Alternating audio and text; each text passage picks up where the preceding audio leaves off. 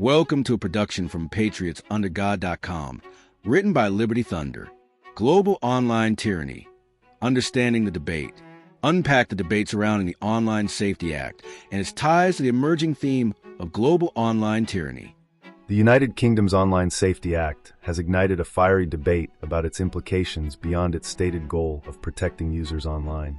Some critics argue that this legislative move is not merely about internet safety, but part of a broader, tyrannical globalist agenda aimed at undermining traditional structures like family and God's design. The heart of this contention is the concern that the Act, by giving authorities extensive control over online content, could be used to reshape societal norms. The legislation's broad powers to define and regulate, quote, harmful content might extend to censoring discussions or expressions that uphold traditional family values or religious beliefs, particularly those rooted in Christian doctrine. Forums dedicated to niche interests, local community platforms, and volunteer-run sites are particularly vulnerable. The costs associated with compliance, from legal consultations to hiring staff for content moderation, are often prohibitive for these entities.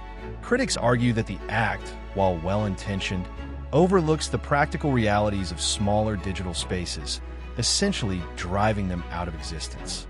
One notable example is Microcosm, a web forum hosting service that supported over 300 community sites.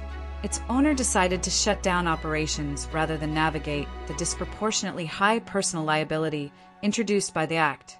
This decision reflects a broader trend where smaller websites, lacking the resources to implement the Act's measures, are opting to close rather than risk repercussions. Source: lfgss.com.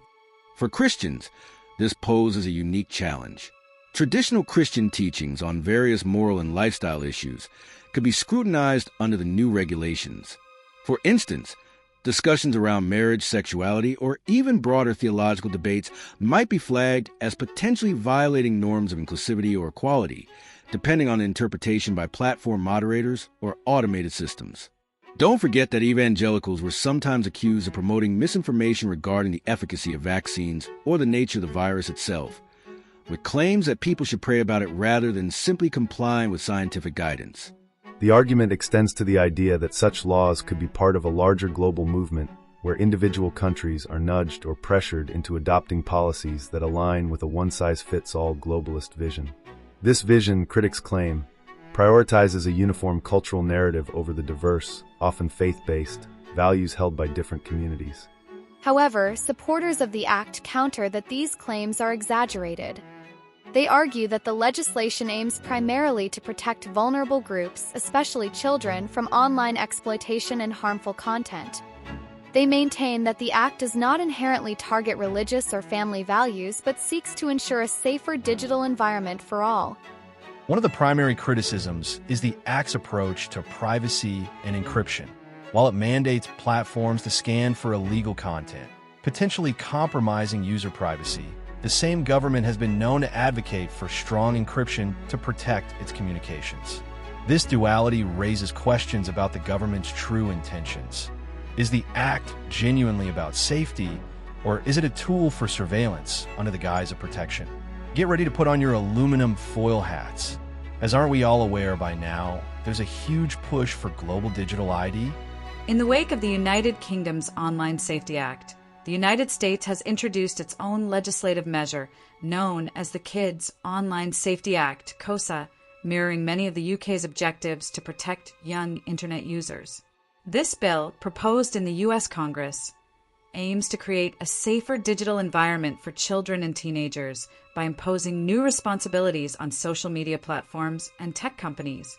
In the book of Amos, chapter 8, verse 11 speaks of a time when there will be a famine of hearing the words of the Lord. While the biblical passage refers to a spiritual drought, some contemporary observers draw a parallel with the UK's Online Safety Act, seeing it as potentially heralding a modern form of this famine. True Christians of good faith will not read this and think of fist-fighting their way through this. They will get on their knees and fight, like a man in prayer, letting God go before them in their struggles and battles. Build your faith up. Surround yourself with others that have faith in person and online. Mature to the point of turning the other cheek and loving, even praying for your enemies. Let the intolerant reveal themselves with acts of force, while Christians around the world reveal their character of love, peace, and truth. Build your faith to endure until the end by walking the way that is straight and true. If you're finding yourself feeling watchful of current events unfold into the fulfillment of end-times biblical prophecies and feeling like our generation could be witnessing the last days, please consider liking, following, and subscribing to Patriots Under God. We intend on uploading frequent videos each week and also go live on YouTube. Get notified of this by subscribing today.